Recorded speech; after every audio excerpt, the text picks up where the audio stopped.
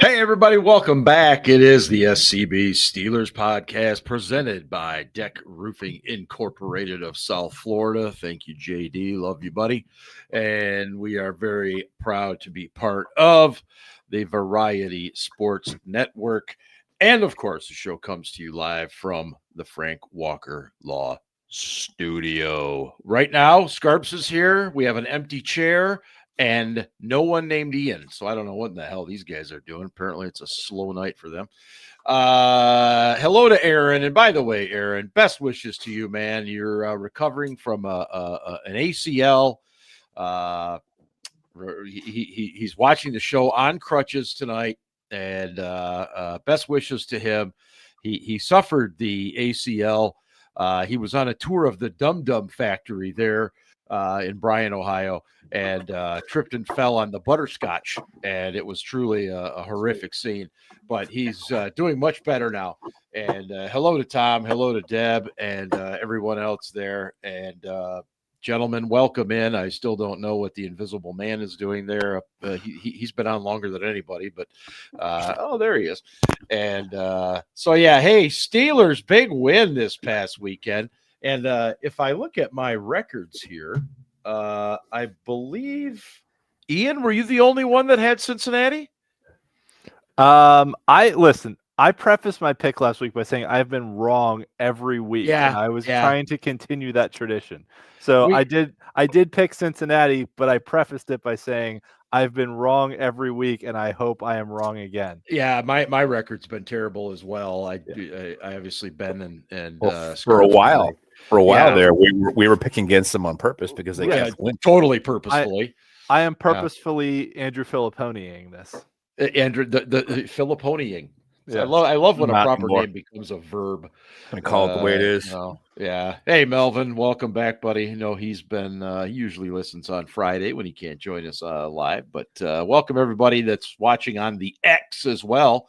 Sounds like I'm talking about a radio station like in San Bernardino or something, but it's actually, I guess, Twitter. 105.9 the X in Pittsburgh. There you go. See, there's an X in every town, basically, from what I've heard. Steelers get back on track with a 34-12 win over the Cincinnati Bengals.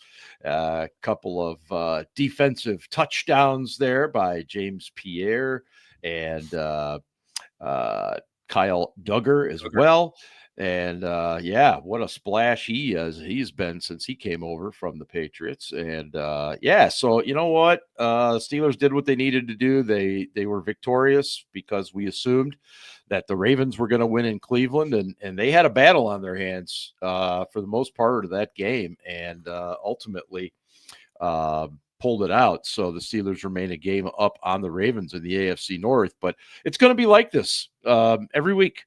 Every single week, I think it's just going to be one of those things where you got to hope we win to stay ahead of them, and hope maybe that they lose, drop one they shouldn't. But this is what it is, and that's where we're at. So, gentlemen, before we move any further, more important information to get to. Ben, what are you drinking this evening?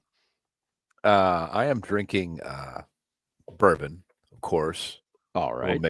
Again. Victor's. Okay. Yeah. And I haven't opened a beer yet, but okay. I have the Ecliptic Phaser Hazy IPA. I love that name. Did you say Ecliptic Phaser? Ecliptic Brewing Phaser IPA. Phaser. Yeah. Set phasers to stun. Ian, what are you drinking tonight? Whatever this beer is I have from my keg. I don't remember. Okay. All right. It's a delicious beer. It's beer. I mean, how can it be bad, right? It's there are some bad beers out there. There are some bad ones out there. You know, I mean, like Mark drinks that mango shit. Whoa! I will not have such blasphemy on this program.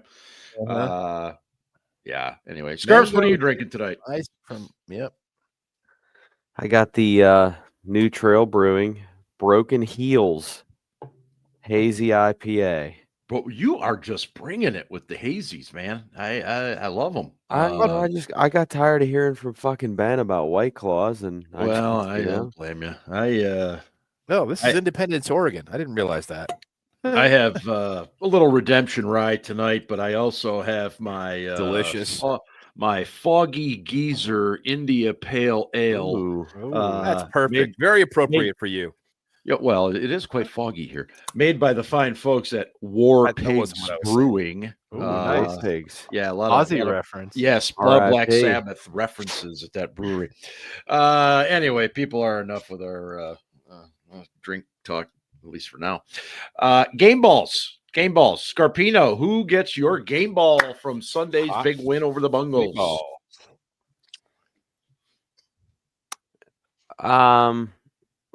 I'm going to go with this guy because I think I'm the only one that has the balls to give it to him. Mason Rudolph. All right. We went with you first. I knew you were going. Why? Well, why? And I guarantee you I could name the guys who you're going to go with, and I wanted to go somebody else because once again his number was called and he delivered. The offense was just as efficient as it was with Aaron Rodgers. I believe they were. Yes. I believe they were 5 of 8 on third down in the second half. And to me, they just looked different with Mason there. I'm not saying he did anything spectacular. He did. He had a couple. He had, I think, 2 deep throws past the line of scrimmage, which is what Rodgers did.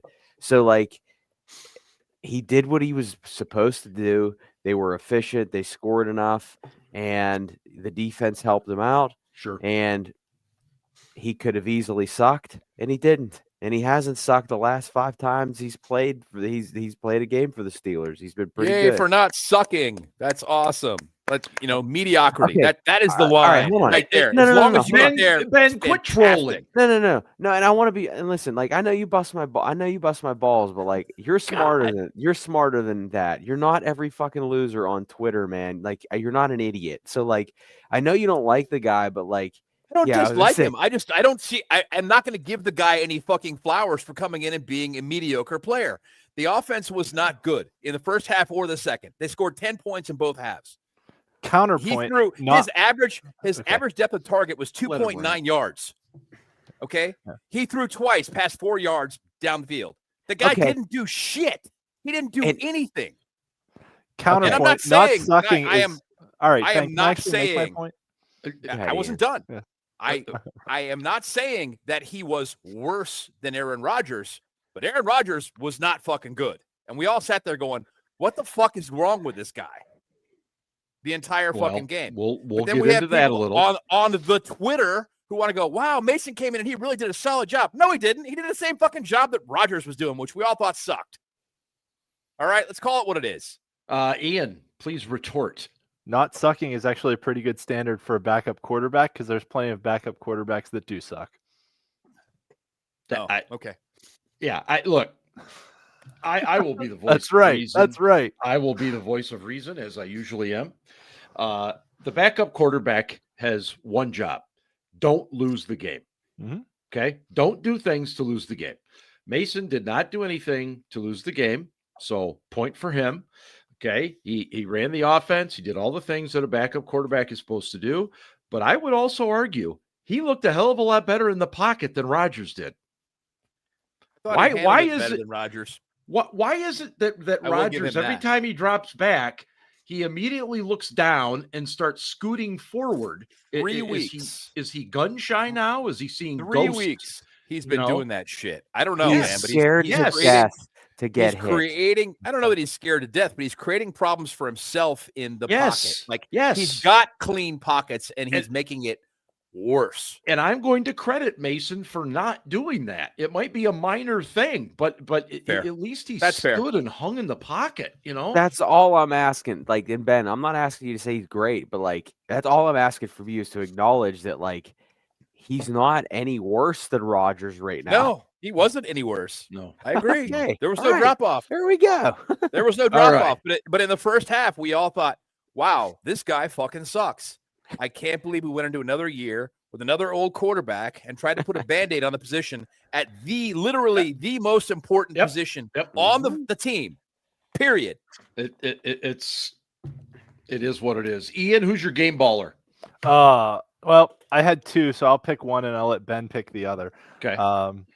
So I'll go with James Pierre because I was going to pick him last week, and I didn't. And he had arguably one of the best pass breakups. Yeah. As far as, executing not only coverage, but timing and, breaking up a deep ball. Positioning. Everything. Yeah. And credit also to James Pierre. He talked after the game saying, I went back and watched my film from the last time I absolutely got torched by the Bengals, and I tried to learn everything I did wrong and fix it. So, for those guys who are on the bottom end of the roster, who are kind of those fringe players, continuing to work to improve your craft, Pierre has all of the physical attributes you could want in a corner. He has size, he has length, he has speed.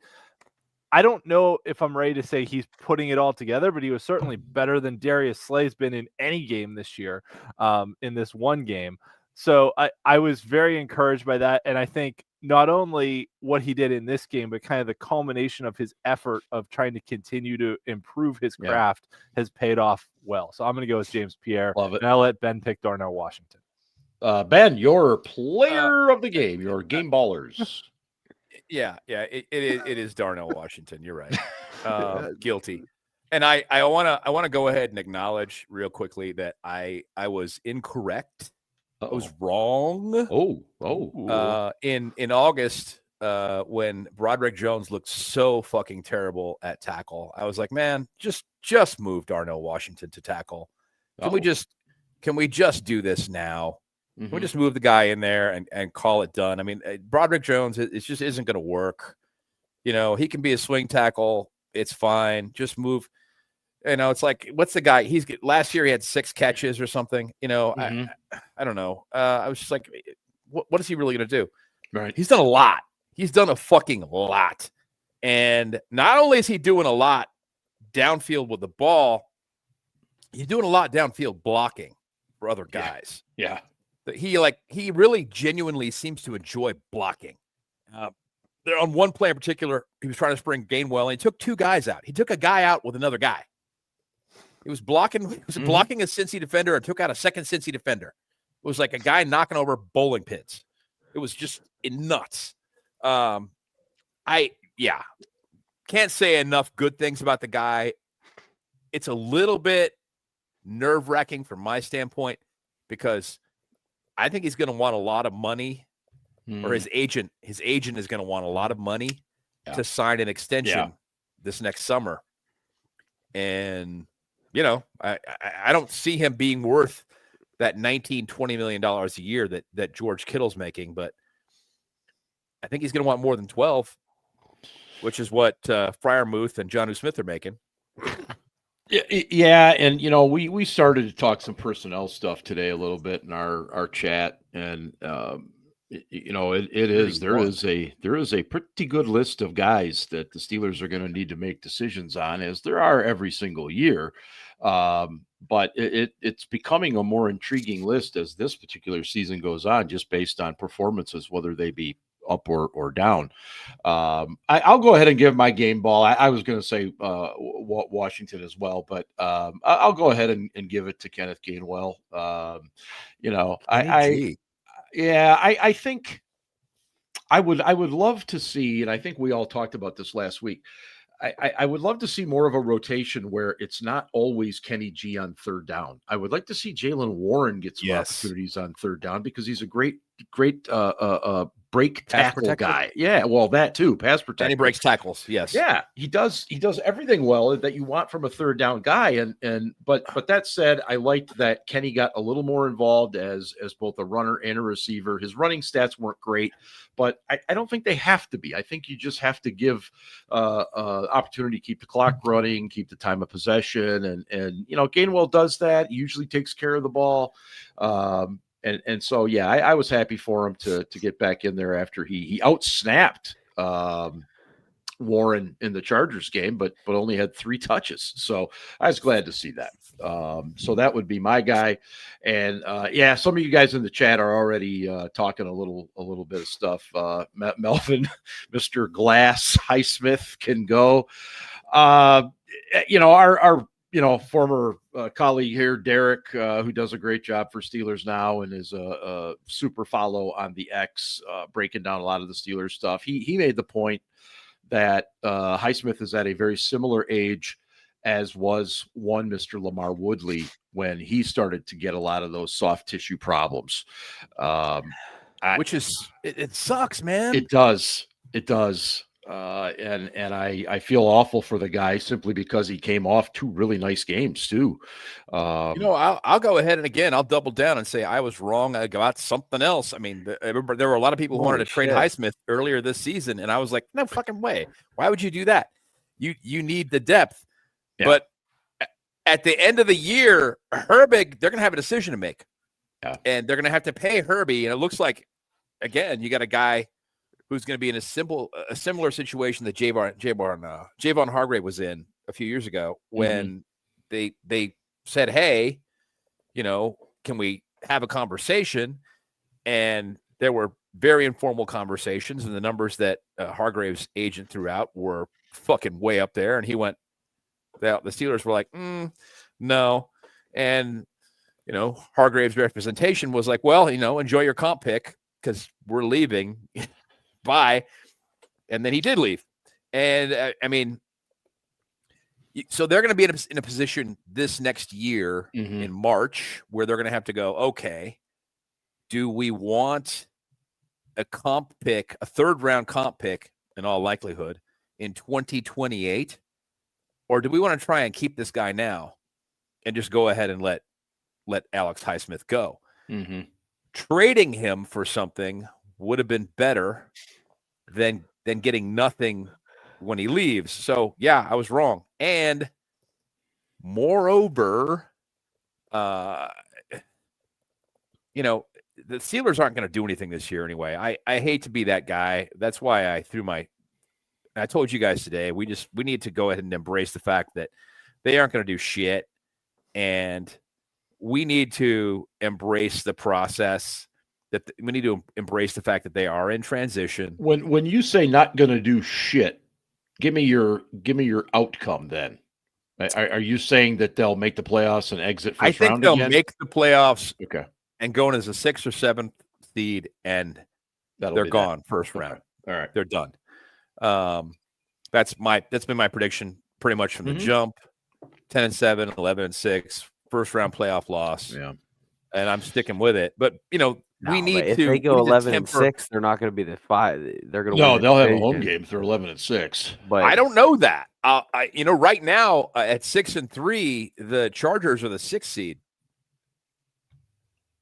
Well, that division, just off the top of my head, I mean, you've obviously got Denver leading. You've got the Chargers in 2nd. You've got the Chiefs at 5-5, and I think the Chiefs.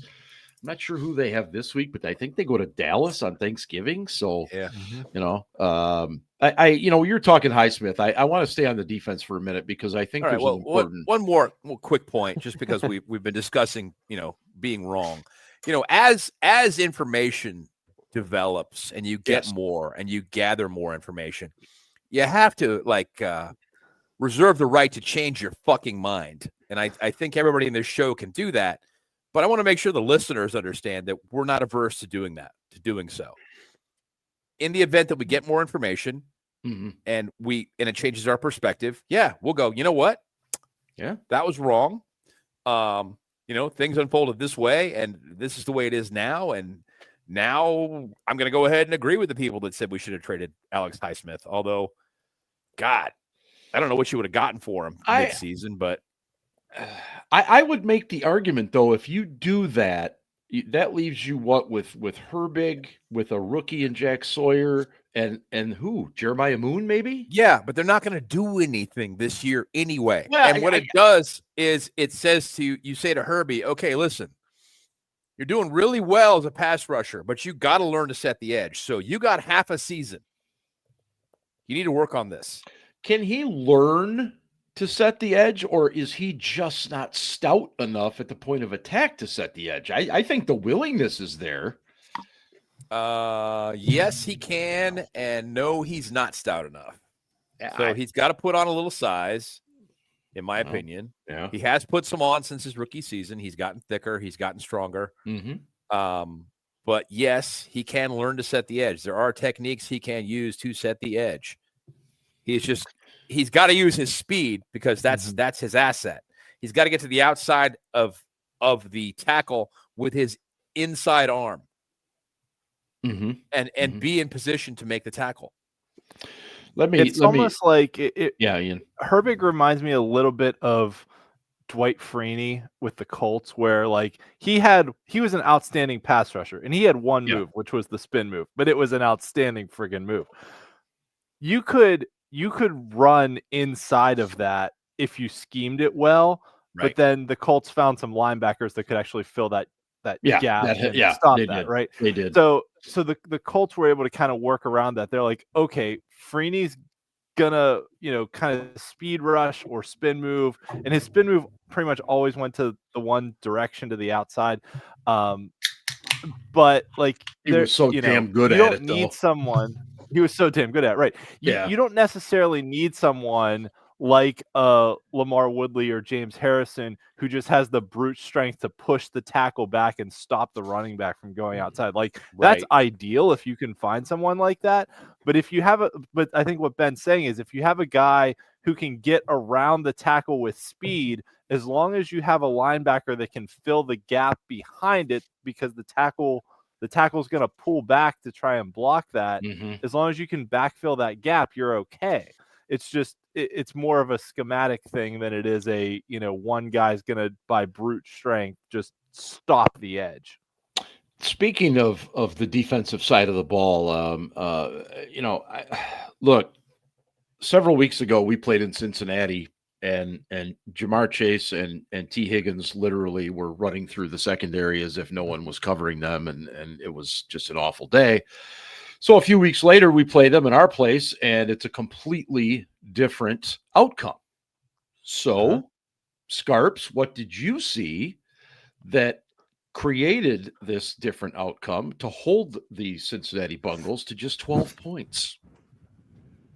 I thought they covered better. I thought they got more pressure. I didn't think the run defense was that great. No. But like we talked about, I thought James Pierre did a really, really, really good job. He did. Especially on that pass breakup. As soon as Flacco threw that ball, I was like, "Oh, there's a touchdown."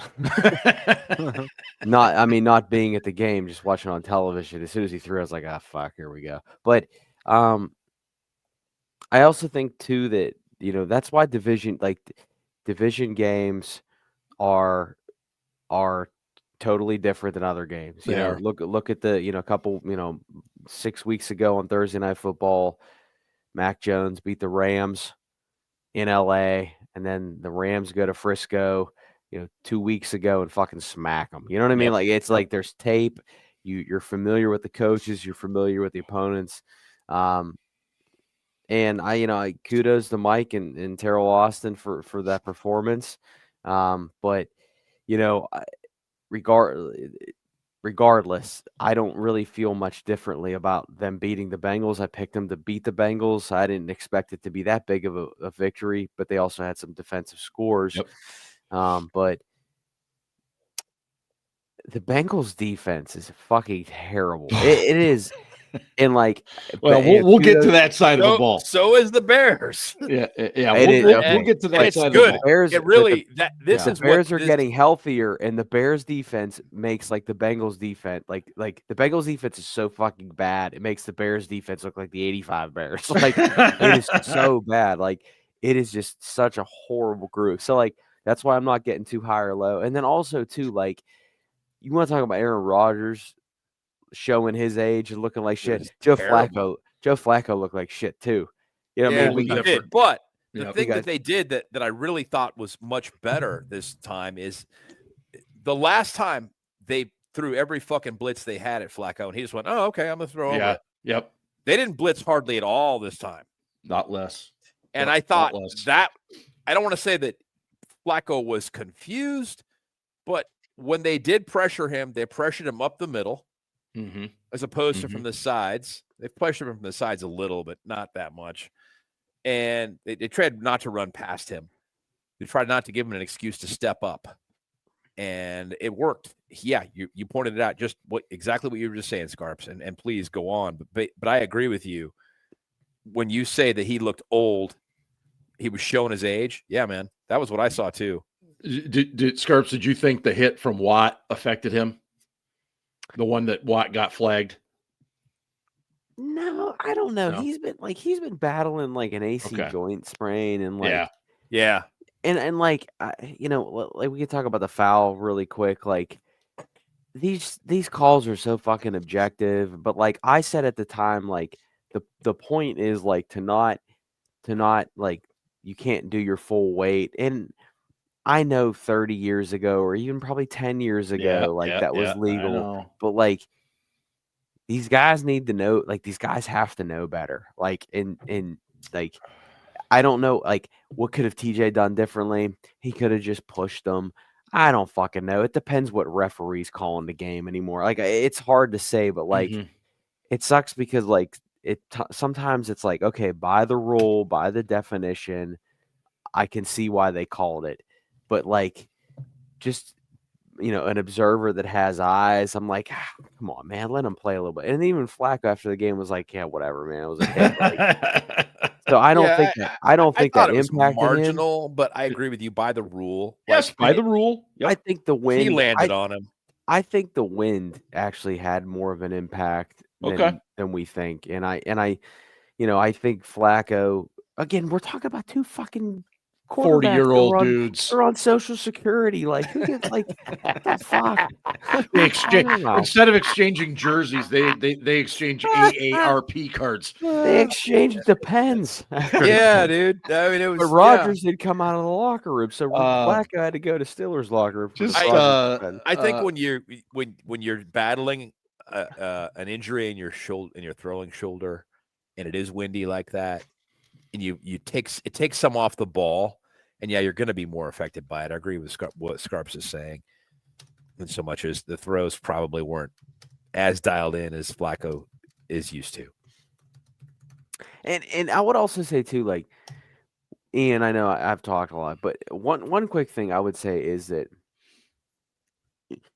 I sit, like, we always talk about the what if game, and I sit there and think, like, if the Bengals didn't shit the bed defensively against the Bears and the Jets, that game, I wonder how they would have went into that game last week, because I think they would have been 5-4. So the two teams would have had similar records. Just bear with me. I got you. Go ahead. And perhaps they might have focused more on the ground game than knowing that they're like, okay, we're probably gonna have to have another Flacco fucking all-time game against the Steelers to win this game.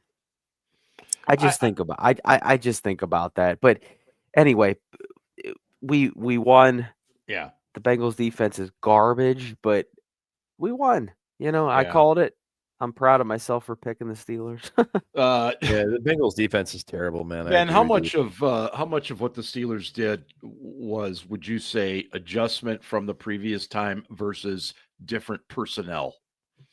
Well, defensively, it was a completely different. That's exactly approach. What I mean. I'm talking. Yeah, it was completely different. Like they didn't blitz hardly at all. They ran split safeties the entire game, whether they were running zone or man. When they ran man, they had a linebacker come up and juke Higgins and Chase at the line. Mm-hmm. And they weren't hitting them hard, but they were trying to reroute them. Yeah. They were making an effort to go, no, you're not going that way. You want to go we in? Were screaming for during the first game. You're not going in. You're not. You're going to have to go out. You're going to have to go around me. Right. You're not. That's not happening. And that little bit of change in timing made a huge difference. Yes. And having split safety help, I think that made a huge difference too. And obviously Kyle Duggar is glad that, he was free to do whatever the fuck he wanted because he caught a pick and ran it back to the end zone. Beautiful, man. Beautiful. So that was yeah. It was awesome, man. Pierre had a great game, I thought. Played heads up, and Ian made a really good point before about the fact that he studied his own tape and self-scouted and was like, this is what I did against this team, and I got cooked, and I'm not going to do that. Yeah. And, good for him. Good on him for doing it. And it's more a reflection on Slay and how badly he's played this season. But James Pierre has got to get more snaps, man. Yeah, Tomlin said during the presser that Slay will be back in his starting role, but he also, I think, kind of made it clear that they needed to get Pierre back on the field. And it's frustrating because I think if you just do the eye test, James Pierre's playing better. He just looks better. He looks more competent. He's not on the ground every 5 minutes writhing in pain either, which also helps. And maybe the biggest thing, and I know one of you guys pointed this out, Ian, it might have been you, is that Pierre is like more than willing to come up and tackle in run support. And I'm not saying Darius Slay's not, but it's just, I don't know, it's just more effective with Pierre doing it right now. The dude who really impresses me in the defensive backfield with his willingness to tackle is Ramsey. And I was nervous about that, him coming in, because I thought, and maybe it was just a deal. It was a part of it when he was in Miami. He wanted a raise and didn't want to get hurt. But we talked about it last season before they acquired him. They were like, yeah, this dude, like, he makes some business decisions. Like, maybe we don't want to go there. But he hasn't made any of those kinds of decisions since he came to Pittsburgh. So, I mean, I can remember tape of Ramsey both in Miami and in LA down by the goal line where he literally would approach the play and just stop. Literally stop, and the ball carrier would just drive into the end zone. And that was the image I had when we traded for him. And I've been very impressed with his overall willingness. Now, that will segue us into the spitting incident. And look, there's been some definite feelings on both sides, and in terms of his reaction and in terms of what we would have liked to have seen him done versus what he did do and all that. Let's make it clear, none of us condone spitting. It's gross, it's awful, it's disrespectful. I have always viewed that when you spit on another person, you are basically admitting you have nothing else. That's your last refuge at anything. So you go ahead and spit because you got nothing you left. You already lost. Yep, you lost and you admit it. And so, no, I am not condoning that. However, if you're Jalen Ramsey, you can't lose your shit. And I was so upset that Mike Tomlin basically – I don't want to use the term enabled, but I didn't like his comment saying do what comes natural, because now you've opened the door for your entire team. If somebody spits on them and they get ejected, you're okay with it. I have a theory about that. Please share. I think that Mike said one thing publicly and another thing privately. I think that he was trying to say in the press conference, to the rest of the league, if you spit on one of my guys, they got license to hit you. I'm done. It's like a parent who's talking to their kid and saying, "Now listen, I want you to avoid fights. You knock it off, you walk away, you disengage, you don't do it. Mm-hmm. If you have to defend yourself, it's fine. You go ahead and you do it." But to the other parents, he says, "No, if your kid is bullying my kid, and my kid has said to him, please stop it, my kid has been instructed to punch him in the nose." And those parents then know, okay, well, that kid doesn't take any shit. I better make sure my kid's not being a dick around him. Scarps, you and I had a pretty good chat about this. What was your overall take? Unmute. Fucking fuck. He was ejected because he got his second Yes. unsportsmanlike. Yes, he was. Yeah. Yes. Which he the has to- first one really- was the really play good point. before. So really good point, bud. Yep. you have to understand that Jamar Chase is baiting you at that point, right? Yeah. And he Yeah. probably thought, oh, I'm going to piss this guy off. I'm going to fucking spit on him. And I'm going to try to make it as casual as possible to see if I can get a fucking reaction on him. Now, I am not the biggest Jalen Ramsey fan, and I do understand why he reacted the way that he reacted. But at the end of the day, they are professional athletes on a football field. They got helmets on. What are you accomplishing by punching someone in the helmet? I've never understood that. We're not at the schoolyard. We're not at the bar. It's a totally different circumstance. Now, Ramsey over the past couple weeks has gotten away with a few hits that he hasn't gotten flagged They were for. close. And I'm surprised that he hasn't gotten flagged for them. Yeah. So I'm not a Ramsey fan. I think he's a goon. I think he's a clown to a certain extent. That doesn't mean I don't think he can play football, because I do think he can play football, but he has to be smarter in that situation. That's just my thing. I Then agree. getting back to Mike, Ben, he said two things publicly. The first thing he said publicly, I know, dude. They contradict one another. I agree with you. he absolutely he contradicted himself. And for those saying, oh, Tomlin didn't know about that incident after the game. Look at me right now. He fucking knew after the game, because that was the talk all over the internet, was that Jalen Ramsey got spit on. Jamar Chase spit on Jalen Ramsey. And I'm telling you right now, Bert, the head PR guy, and fucking multiple other people told Mike Tomlin, hey, just so you know, Jalen Ramsey that there is a possibility that Jamar Chase spit on Jalen Ramsey, and there's evidence that he might have. And then I bet you Mike talked to Jalen, and Jalen said he fucking spit on me.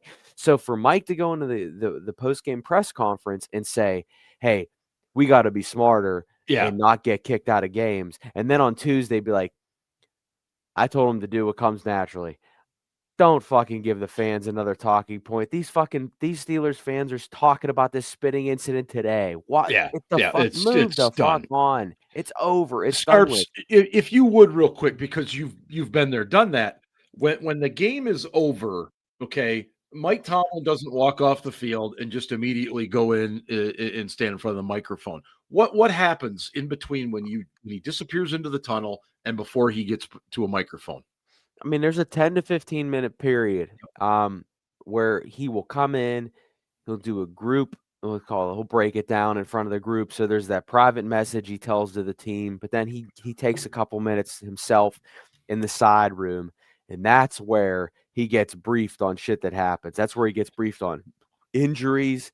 That's where he gets briefed on potential things he's going to be asked in the press conference. And yes, when there's shit that's going viral online, and I'm so old, I worked there when shit wasn't even viral, and we would as a PR team, we would talk about potential things he was going to get talked about, and I used to be on the sidelines for most of the games. Right. So I'd be like, hey, like, this shit happened on the sidelines. I don't know if the media saw it, but just in case, tell Mike that this happened. So anyway, Mike knew about it, and Mike chose to respond the way he responded. Yeah. And then on Tuesday, he completely said a different thing. And Mike is smart enough he should have just not said a goddamn word. And that's where I have the problem. My problem isn't that Ramsey reacted in that way. I wish he would have been smarter about it. Sure.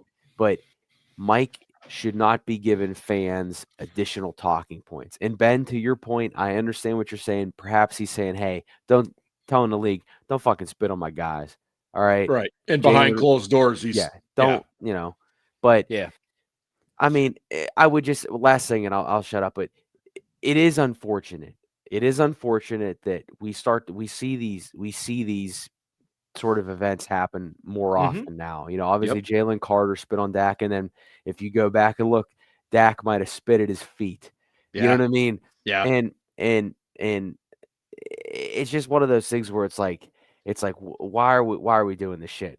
We're trying to do it to get a rise out of the other player, and it's just. But again, and yes, technically spitting on someone is assault. But Yeah. like Many states it is. Jalen Ramsey going to sue Jamar Chase for this? Well, no. I mean, I think that each situation is unique, and I think that anytime it happens on a football field, you got to remember that the other player's wearing a helmet.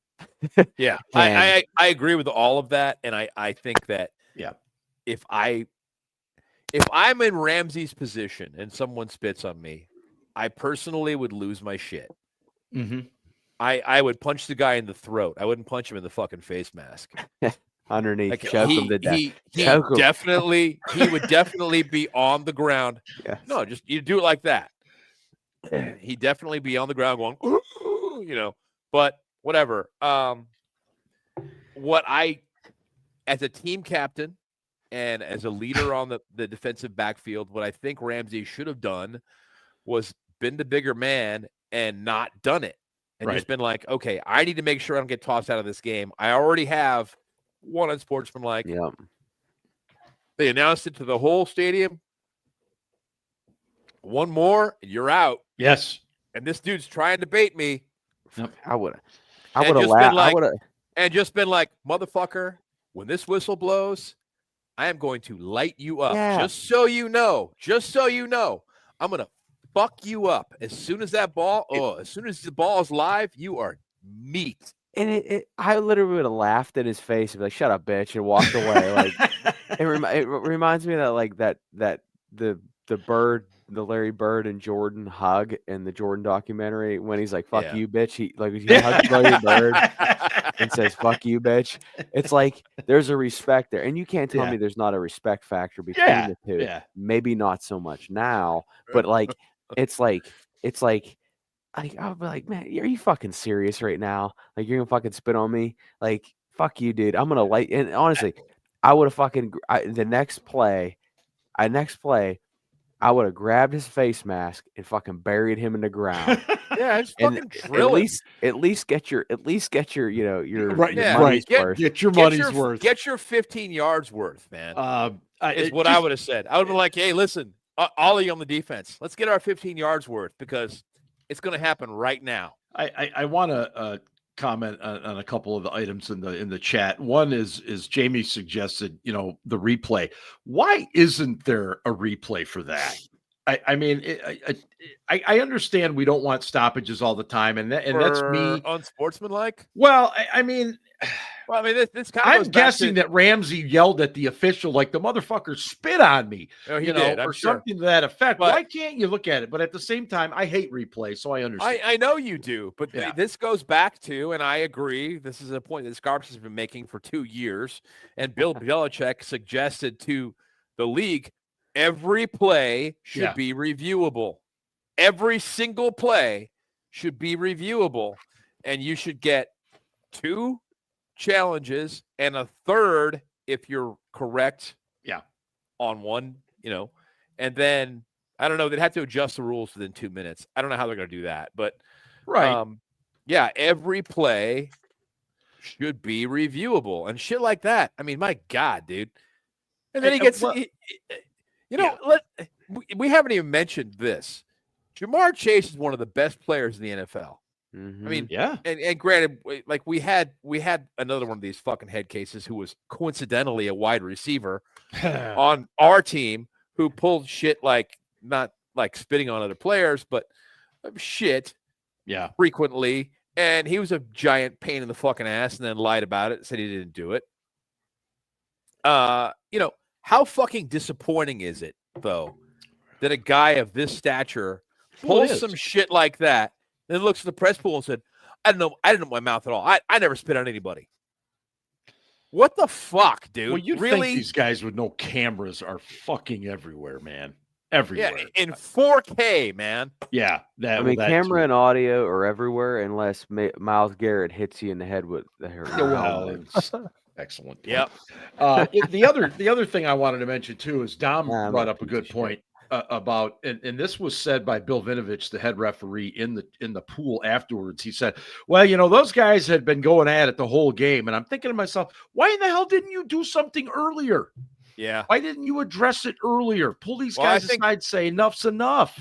I think You know? they thought they did the play before. Maybe When they called the offsetting penalties, and they said one more from either of you, and you're fucking out. Yeah, but by that time it's late in the second half, isn't it? I mean, why wasn't this should have been, if they felt like it was such a problem, it should have been addressed earlier. I mean, even at halftime, go into the fucking locker room, coach, I need to talk to this guy. I need to talk to this guy.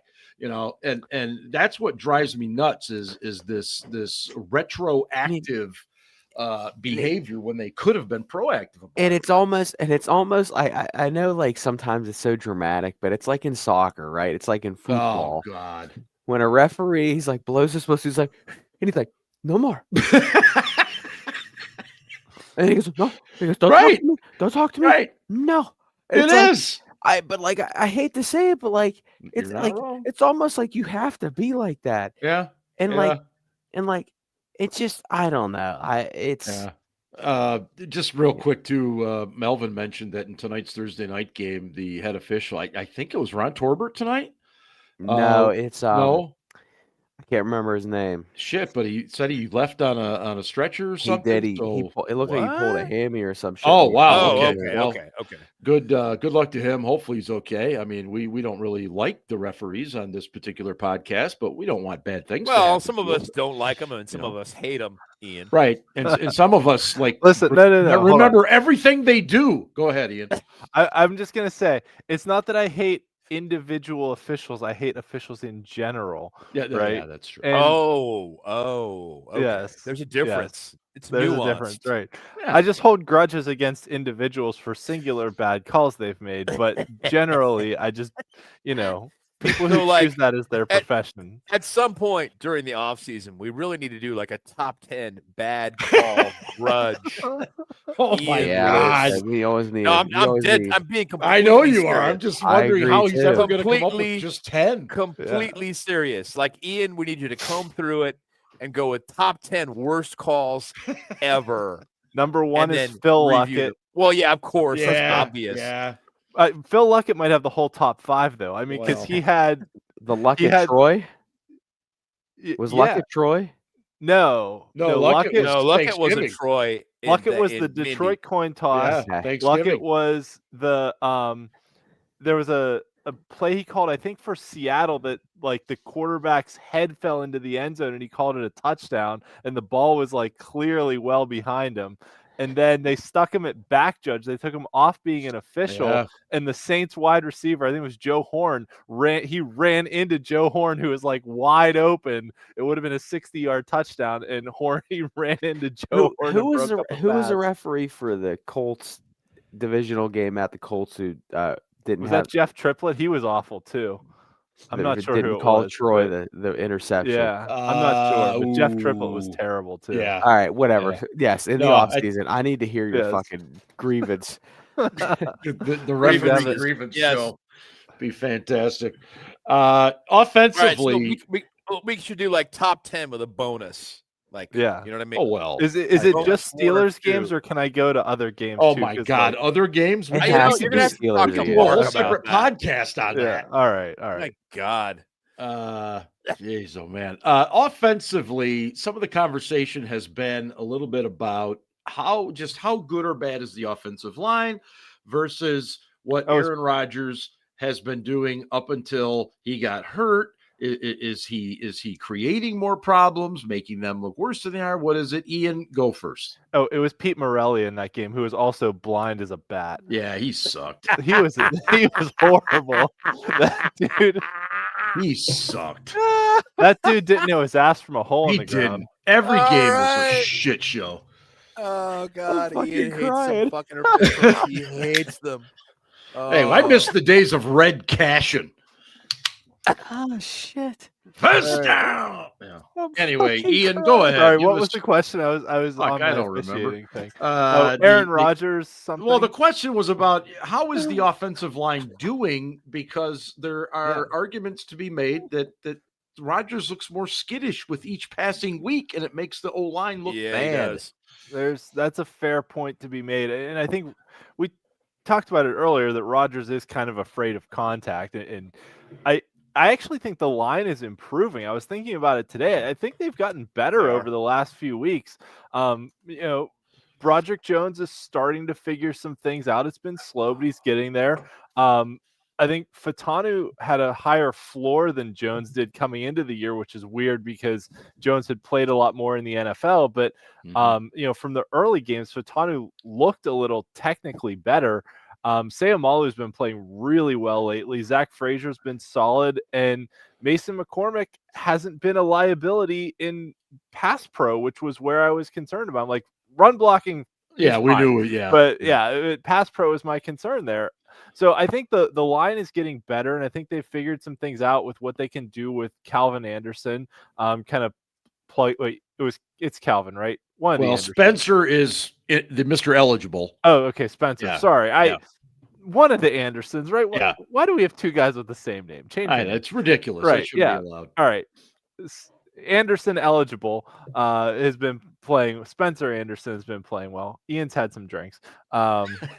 And and also I liked what they did a couple weeks ago with using Andrus Pete when they slid Anderson out to being the eligible, that they put Pete in at guard.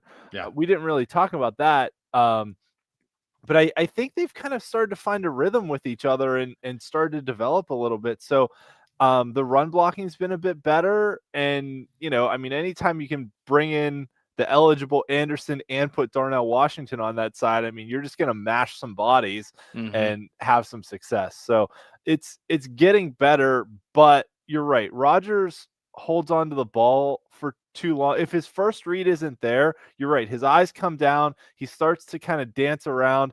And it seems like he's, even from week one, been running himself into pressure sometimes, that when he tries to step up in the pocket, he steps up into pressure rather than like finding a way to get away from pressure.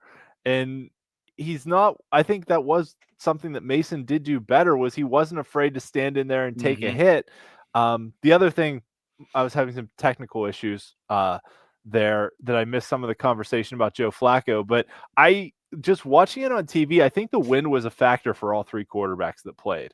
They talked a little bit about the wind in the game, but Flacco didn't look as accurate as he had the first game in Cincy. Rodgers wasn't great, and Mason threw some balls behind people that I was kind of like, was he really that inaccurate, or was it the wind? And with all three quarterbacks having some accuracy issues, I was wondering if it was a little bit of the weather factor. At those speeds, I don't know how it couldn't have been a factor. I mean, they said what, minimum 15-mile-an-hour winds. It's going to affect the ball. I mean, you guys have all been in that stadium when the wind was gusting. Yes. It doesn't stay a constant 15 miles per hour. No. It gusts hard. That's why it's so. It used to be so difficult to kick. Oh God, the north until end they used to be the a K nightmare. ball. Well, when they added in some of that extra structure, seats. the seating there at the north end. No, they juiced the fucking ball, man. Oh no, this year they've admitted that, haven't they? I don't know if they have or not, but I thought they did. Even punters, even punts are going ridiculously long. Yeah, kicks are ridiculously long, punts are ridiculously long. They juiced the fucking balls. Yeah, it's ridiculous. Well, I don't know, man. I'd like it to be a little bit more. I'd like the degree of difficulty to be a little greater. That's yes. I would love to see a field goal actually be a challenge. Yeah, I mean, these guys. I mean, if you're Dallas and you can make the same argument for Boswell at times because he obviously can kick over 60, but it's like the whole strategy of late games or late half changes when you know the opponent has that guy that can do that. Which I guess that's football. It's always been a strategic type game, but at the same time, knowing that a guy can kick a 65-yarder at any time, holy shit! Exactly. It takes away some of the. I don't know. I'm looking for a word and I can't find it, but there's no question. I mean, I'll give you an example. Comparison. Like we had Ben for so many fucking years, and don't get me wrong. Toward the end, it wasn't as assured, But for most of Ben's career, if it was a one-score game and we were down by less than 7 or less, and the Steelers got the ball back with 2 minutes left and 1 timeout, I was like, oh, yeah, we're good.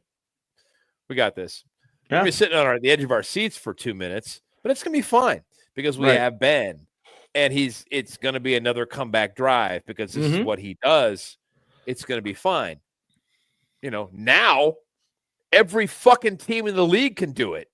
Yes. Because you don't have to get very close anymore, and these kickers can just knock it in. Get to midfield? Yeah, no problem. Yeah, here we go. Yep.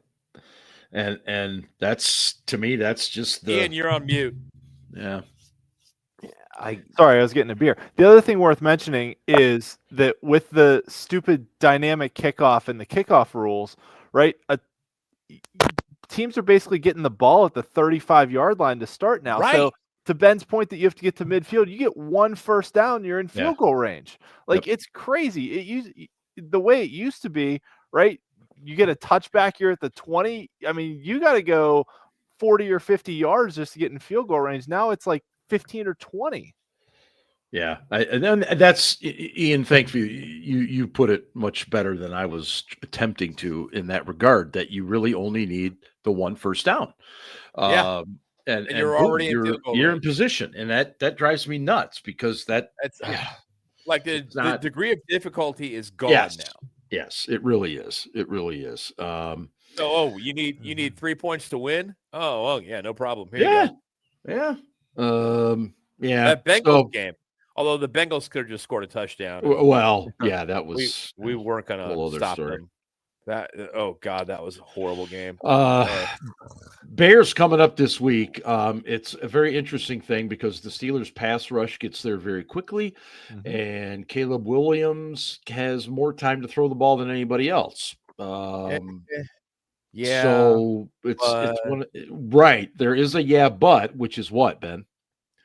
Well, they still have a good passing game. Oh yeah, they have a high touchdown percentage. They have a high first down percentage, a high success rate on the throws that they do get off. So I'm not gonna say this is gonna be an easy game for this defense.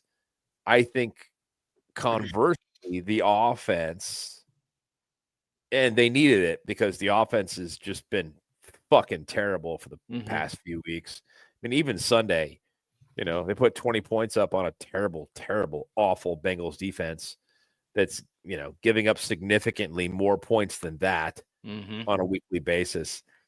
They didn't really do all that much. They need to play a couple of bad defenses in a row to kind of bolster their confidence, and maybe they'll get a little bit better. But yeah, the play calling on the offensive side of the ball has got to change a little bit. They need to run the ball more, in my opinion. They need to pass it less. They need to look at who they're throwing the ball to. The guy, okay, DK, you're paying him all that money. He's a super talented guy. You want to get him out in the field, get him out in the open, the second level, get him the ball, give him an opportunity to make something happen. I understand it. But primarily what the Steelers have been doing all year is throwing short passes. I saw something yesterday. The Steelers' passing yardage is 71% accounted for by yak. 71%. They're the only team over 60% in that category. Okay?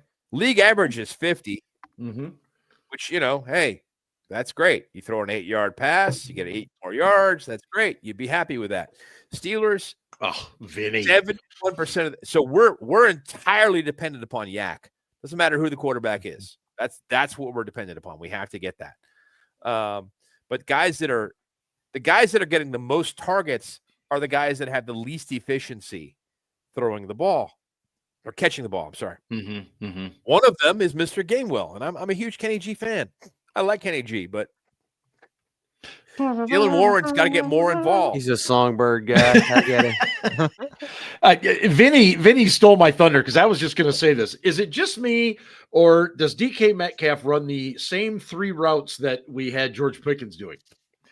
I think that's a scheme issue more than a skinny post, go route. It is more of a scheme issue and quarterback play issue. I agree with Ian than anything else. And I agree with what Vinny's saying. But the guys we're giving the ball to are the least dynamic players when we're throwing it. Instead of giving the ball, Jonnu Smith isn't doing shit this year. Wow. Kenny Gainwell really isn't doing a lot with the ball after he catches it. Conversely, Darnell Washington is doing a great deal with the ball after he catches it because nobody can tackle him. Nope. Jalen Warren makes people miss, as Mark mentioned much earlier in this show. They're not throwing him the ball as often. They're pulling him on third downs. They're pulling him. Yeah. In favor of Gainwell. Why? What the fuck? It's shit like that where you look at it and go, okay, when you do throw the ball, why are you throwing it to these guys? And then why aren't you running it more? Because you're efficient. You're very efficient running the ball, and you're throwing it at a 59% click, which doesn't make any sense. Well, to Jamie's point, it's like they went from being horrible at yak to being great at it. Sort of like a bulimic. Oh my gosh. Wow. I did not see that coming. Wow. Apparently. Was that on your bingo card tonight? Apparently Casey. Making fun of eating disorders. Was that on your bingo card tonight? Apparently Casey got here a little bit early tonight. But Jamie, you're not wrong. The thing I think at least I'm trying to say is that and I said this before the season started. I said they need to be better at yak. They don't need to be the best at it. They just need to be better than they have been. And they've become fully dependent on it now. And, all the things we've talked about, again, the Bengals defense is terrible, but all the things we've talked about, I think the thing to me is, and I truly believe this, is that all the things that they're doing are going to be figured out eventually. They are. And even Darnell Washington, and I'm not saying that he won't get a couple first downs, but he's not going to be rumbling for 31 yards, all the time. I think those are a matter of circumstance and against opponents. I'm good with him getting 8 yards on 3rd and 7, though, aren't you? So am I.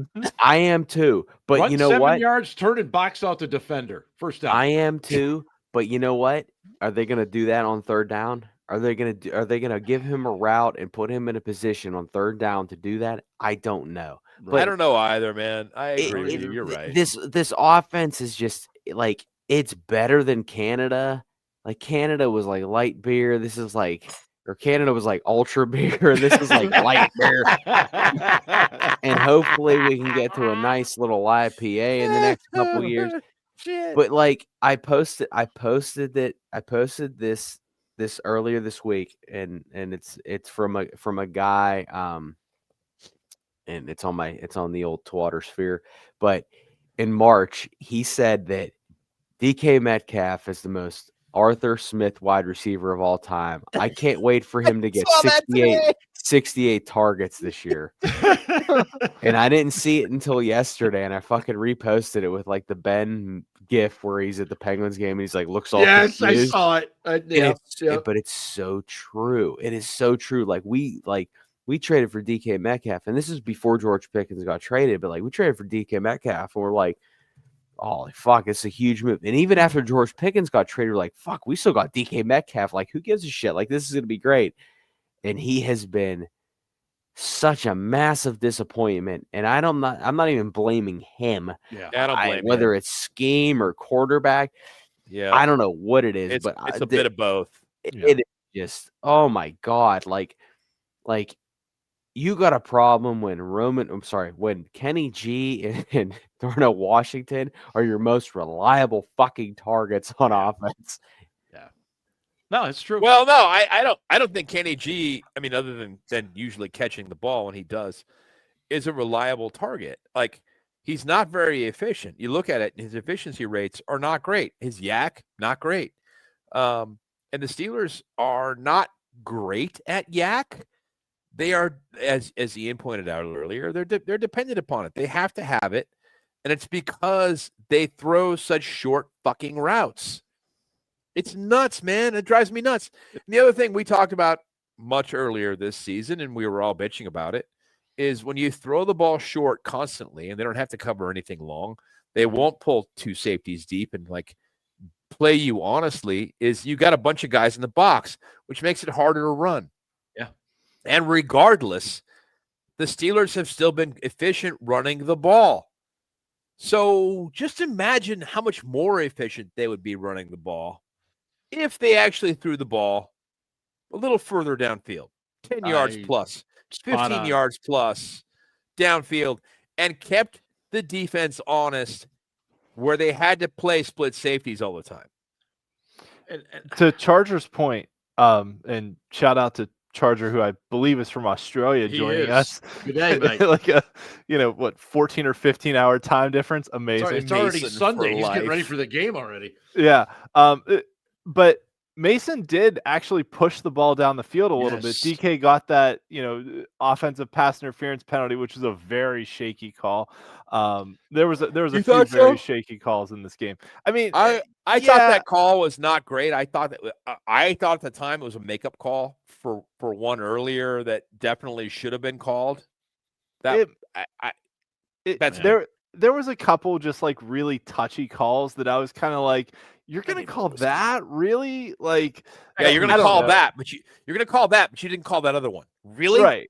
Right. That I mean, you could have easily said that the DK one was just like hand fighting. Like he extended his arms a little bit, but I kind of thought that was within the realm of what they usually define as like just hand fighting and all that. Yeah. So, but I think with Mason at least, Aaron has been so afraid of pushing the ball down the field, and even the couple, touchdowns he had early in the year, he hit, Calvin Austin on that cover 2 hole shot, but that was probably like a 15 or 20 yard pass. Mm-hmm. And even some of the ones DK had early came when DK was running shallow routes against zone coverage and was able to catch it on the run and turn it upfield. And as we said, get a lot of yak yards, which is great to be able to turn those short passes into long gains. But what teams have been doing is they've been playing more man coverage on us lately. And DK's never been a great separator. He's been a great contested catch guy, right? But a great guy who can run away from the DBs. Yep. Right.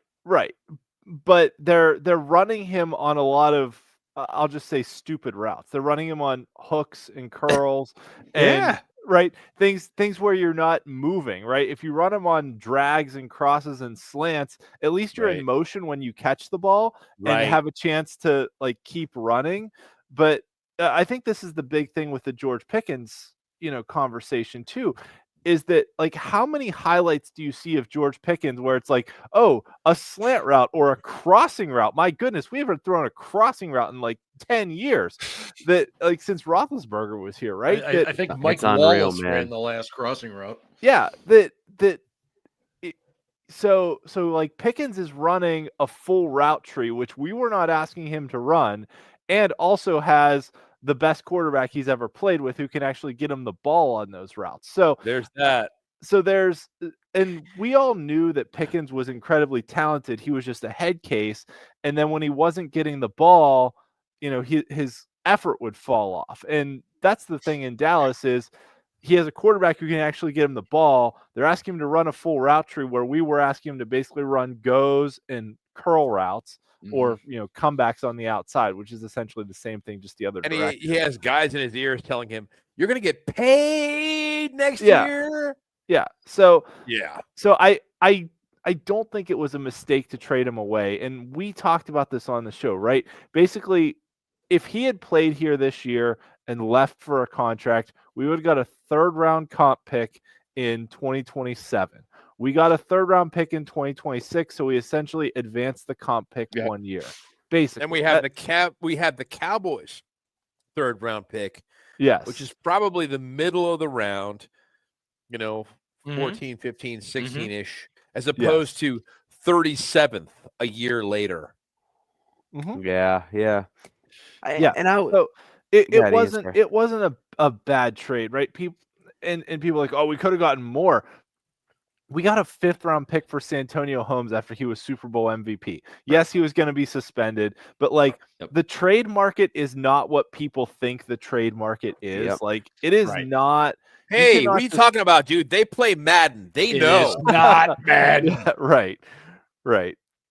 So I think, okay, good on him for going out and producing what he was always physically capable of, but I'm not going to shed any tears over him not being here. And actually, everything I've seen from DK Metcalf, like that dude's a consummate professional. Like when he was in Ireland talking about like, I'm here to watch film and play football. I don't care about going to pubs or seeing any sites. I'm like, hell yeah. Like this is what I want to hear out of, like, we have talked for so long. And Mark, you've made the point about how you're tired of diva wide receivers and things like that. Like DK Metcalf seems like the exact opposite. He's been a breath of fresh air in that, it's odd perspective, because the position just tends to breed them, doesn't it? It does. It does. Yeah. And I have faith in George that he's going to keep being George and the narrative will change again. And that, we saw it for 3 years in Pittsburgh. We all wanted to love him. We all wanted to support him. We all wanted to be like, hey man, this guy, he's going to get it figured out. He's super talented. You want to support him. You want to be there. You want to be a fan. And then he makes you feel like an asshole for it. Yeah. And that's just George. And he's going to keep doing it. And as soon as he gets paid, oh, dude.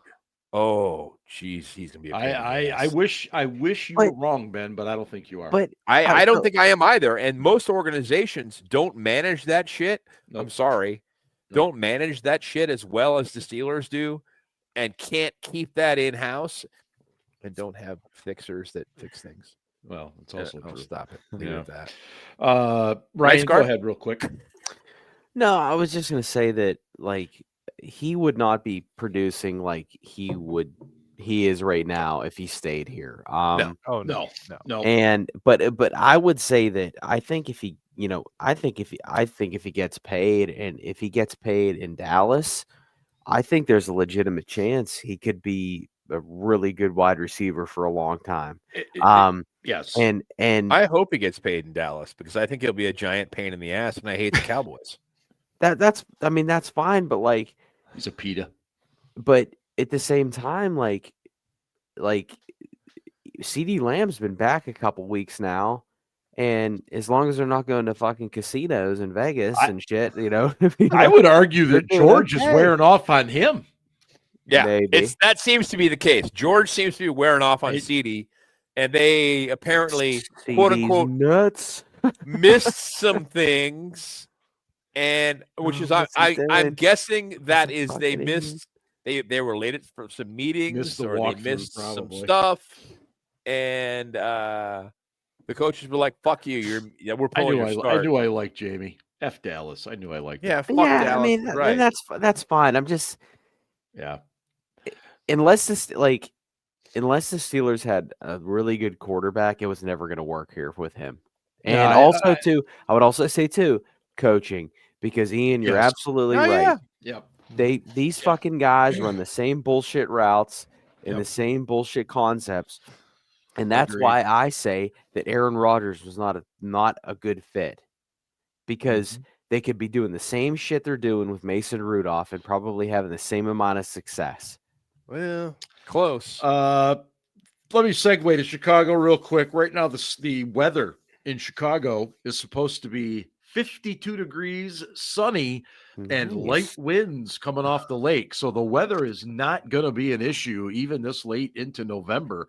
That stadium's really tall, too. I don't know how much wind you're going to have in the stadium. It looks like a spaceship, quite frankly. At the old Soldier Field, which was a beautiful, old, classic style. When they redid it years ago, they did it all futuristic all the way around. And so when you now see it from the outside, it looks just like a big spaceship landed. Anyway, the weather is going to be pretty decent, so that's not going to be a problem. I think this game boils down to do not sleep on the Bears running game. That's what worries me the most, to be honest with you. because they will. Ben Johnson gets a lot of credit for pass concepts, throwing the ball, everything else, but he will run the ball if he believes it's there too, and that's what worries me a little bit. And offensively for us, it would just be nice if we could sustain some drives, maybe keep the TOP this week. Right? For fuck's sake, please. Yeah, Jesus. I would love to see our defense not have to go over and hit the oxygen after every That's play. one of the reasons I would yeah. like them to run the ball more. My God, I agree. Fucking, you're good at it anyway, and it eats the clock. Mm-hmm. Yep. Anybody want to start predictions first today? I went first last week. You did. So before predictions, last. Yeah, we did talk about this a little bit that Caleb Williams has the longest time to throw in the league, like by a lot. Yep. And the Steelers Oh my God, the Bills fucking just ran like this hook and ladder on a 4th and 27 and converted it. And Josh Allen's wrist looks like he's been beating his meat 75 times today. So if anybody's watching this game, he fucking flung it like this. He flung it like this. He's like, blah. He was like Lamar throwing a javelin in Revenge of the Nerds. Yes. Oh, what a reference. Oh man. One of my favorites. That's a yeah, good Ian, go ahead, You finish your had point. this game wrapped up like a douche, another runner in the night. I'm drunk. I'm sorry. Ian. Sing it loud, man. Yeah. Sing it I'm loud. sorry. No, I'm sorry. What a that's fucking play call. I'm so sorry, Ian. Go ahead. I'm done. Oh man, that's a couple amazing references there. We got Manford Man and Revenge of the Nerds back to back. So good. All right. So Caleb Williams has the longest time to throw in the league. We have the quickest time to pressure in the league. But he's actually not an easy quarterback to bring down. No. He also has some escapability and maneuverability. And Ben Johnson has schemed up some good things, and regardless who their running back is, Monongai's been running really well for them the last couple weeks. So, this game feels like it could hinge on a couple turnovers. And, we beat the Bengals with 2 defensive touchdowns, and last year when we beat the Bengals, we scored a defensive touchdown in that game as well. So, this team not only lives and dies by yards on offense, they live and die by turnovers on defense. And if they're not going to produce turnovers and they're not going to get yak yards, this team's in trouble, which when we play a good team, like we're going to in a few weeks, then it's going to be bad news. But I don't know. Chicago has a good record, but they've got holes. They've won a lot of games like at the death with field goals and things like that. Yep, that's true. Who's that remind you of? Yeah, it's true. I would also just like to remind all of you before you make your picks that the Pittsburgh Steelers are 1-12 all time in Chicago. That's true. Although, what's Aaron Rodgers' record in Chicago? 12-3. Ah, there we go. Yep. Yeah.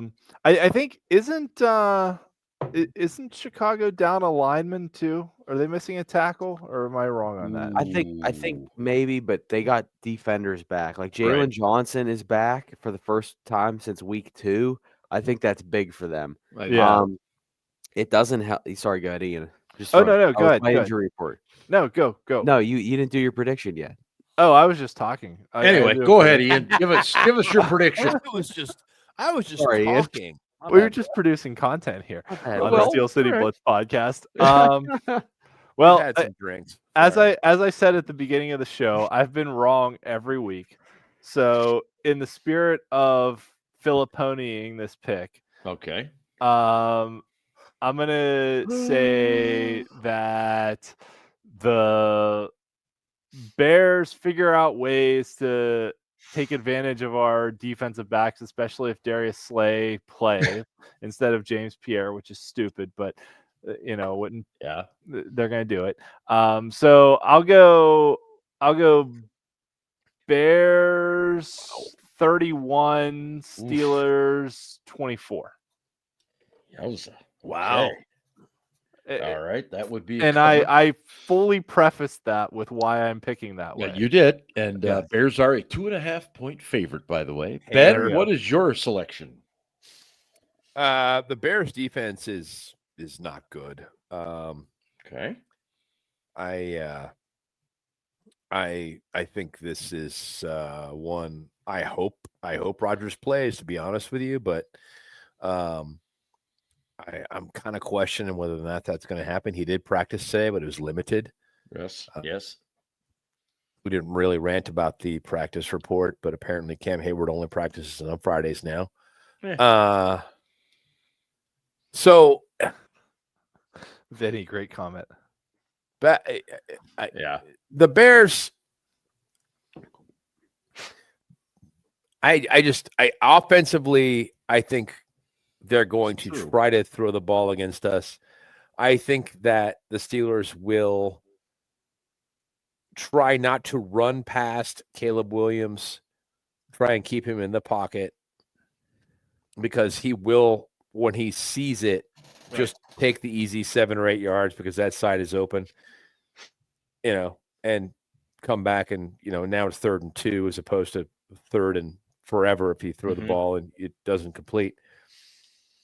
And hopefully that's what they're going to do. They're not going to try and blitz him and other than trying to get up the middle pressure, and they'll run kind of a safer coverage scheme like they did last week, although the Bears don't have those kinds of receivers. Anyway, I'm running at the mouth here, so let me get to the point here. I don't really see either team as having a big advantage going into this game. Okay. The Bears do have a good record. I don't think they're a better team than the Steelers overall. All right. I'm going to go Steelers 24, Bears 21. Whoa. Okay. Pitt 24, Chicago 21. Bet Scarps, what do you got? I feel like there's always something weird that happens when the Steelers play in Chicago. Bingo.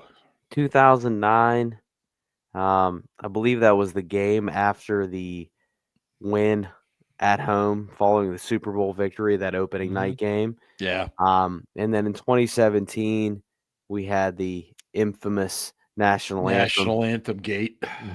I agree that the Bears 7-3 record's a little misleading, but I can't underestimate the influence of Ben Johnson. And the Bears have been so bad for so long. I mean, they're already 7-3. If they get to one more victory, they match their highest total of victories in the last decade. Yeah. So there's a lot for them going on. Also, too, he's innovative. Caleb Williams has caught a touchdown this year. I don't give a shit how many colors he paints his nails. The guy's pretty decent. And this is a classic game of an old school, not old school, but an experienced coach in Mike Tomlin versus Ben Johnson. And I've noticed that in recent years, Mike does not win these games. He doesn't. Scarpino's going against him. But I don't think it's going to be high scoring. I'm going to go Bears 26-21. And I will say this. Okay. I'll say 26-21. A lot of field goals. And I will say that Aaron Rodgers does not play in this game. Yeah, if Rodgers doesn't play, I'm going to say we have a worse chance of winning. I think it boils down to the fact our offense is struggling. I think when you can only put up 10 points a half, 20 total against the Bengals defense that is just not good, to be as fair as I can. That's my concern here. I just hate playing in Chicago. Can't stand it. Scarps nailed it. It seems like there's always some weird thing that goes on there. Aaron, we are not getting Will Howard this week. Knock it off. In any case, I'm going to go a lower scoring game here. I think the defenses will settle in. I think it's going to be the Bears 20 and the Steelers 16. I don't see the Bears defense only giving up 20. Well, Or I 16. thought we'd score more on the Bengals defense. The Bungles. Yeah. Matt, Hold don't on, disagree. Ben. Matt, have a great Thanksgiving yourself. And just a quick reminder, we will be on Tuesday next week. It is Thanksgiving week. So we'll Tuesday. be Tuesday at 10 o'clock. Ben, go ahead. So No, drink that with was us. it. Oh, drink with us Tuesday night. Drink with your college friends and hometown friends on Wednesday Drink night. with your family on Don't drink and Thursday. drive. Yes. And Because then you need yes, the and then drink with your alcohol. family on Thursday. You Yes. need Oh, alcohol to tolerate your family, which I Well, completely understand. There's some truth to that. There's definitely some truth to that. Is So Mr. us Casey Tuesday, Kasem available? friends Wednesday, family Thursday. There we go. I believe Yes, he Casey is now on deck, ladies and gentlemen. Oh boy. Hold on. Last week was rather unique. We had a visit from Aaron Rodgers himself. Yeah. He's in Peru on a ayahuasca retreat this week. Oh, I'm a little sick too, so who knows? Going oh. Casey's coast to coast. American Top 40. Hello, everyone, and welcome to the week that was November 20th, 2002. Our favorite correspondent and non-ball number Ryan is back with us again this week after his White Claw retreat, and he writes, Dear Casey, I am the Mason. They are the Mason. I am the Walrus. Goo goo gajoob, Casey. What the fuck, man? Are you from Ohio? That's of course. No. That's You of just went to course. college there. Let Casey finish. That's of course a parody of "I Am the Walrus" by the Beatles, off their album Magical Mystery Tour, released in 1967, which, as we know, is the year Steelers quarterback Aaron Rodgers was born. And boy, does he look like it. He's scared to death to get hit.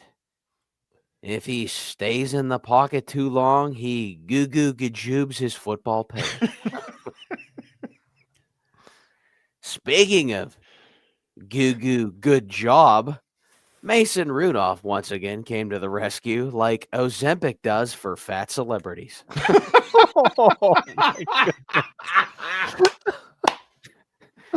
Oh my goodness. Casey, I'm so old. I remember when celebrities used to do lines of Coke longer than the waiting list at the DMV to stay thin. Oh, Shit. Speaking of thin, well, the opposite of thin. Darnell Washington says he weighs 311 pounds. He's not low-key thick. He's thick. He's thicker than the wad of cash TJ carries in his pockets for doing absolutely nothing this season. Oh. Back to Mason. What more can the guy do in the eyes of Steelers Nation? I'm firmly convinced he could cure cancer in between checking it down to Kenneth Gainwell, and it still wouldn't be good enough. Mason literally did the same thing as Rodgers for the past month, but when Rodgers does it, that's why they brought him here. And when Mason does it, why did they let the Make-A-Wish kid play quarterback?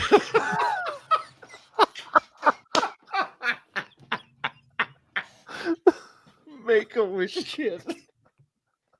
Casey, I forgot to mention Cameron Hayward, who couldn't wait to hop on his podcast after the game to chirp at Jamar Chase. Cam said, "You ain't know what to do when we had a plan for your ass." Hey, Cam, does that mean you didn't have a plan the first game?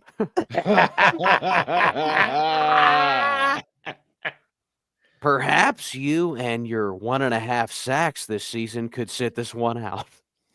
Oh, The dude cried poor and has 1.5 sacks, which is only 4.5 less than TJ, who also cried poor.